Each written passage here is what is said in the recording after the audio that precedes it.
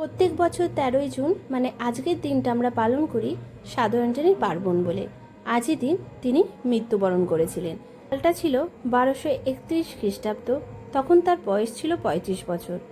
তার জন্ম হয়েছিল পর্তুগালে। সাধু অ্যান্টনির মৃতদেহ এখনও পর্যন্ত রাখা রয়েছে ইটালির পাদুয়া শহরে basilica of saint Antony of Padua চার্চে। তিনি বাচ্চাদের, গরিব মানুষদের রুটি দান করতেন।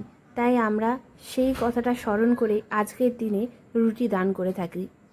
তিনি যখন বেঁচে ছিলেন প্রচুর আশ্চর্য কাজ করে গেছেন।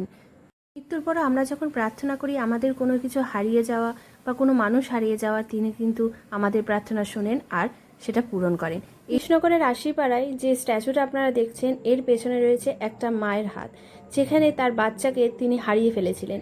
সেন্ট অ্যান্টনির কাছে প্রার্থনা করে তিনি তাকে পেয়েছে। সেই বাচ্চাটাকে পাওয়াতেই তিনি এই মূর্তিটা এখানে স্থাপন করেছেন। তার বাড়িও কিন্তু আশিপাড়াতেই।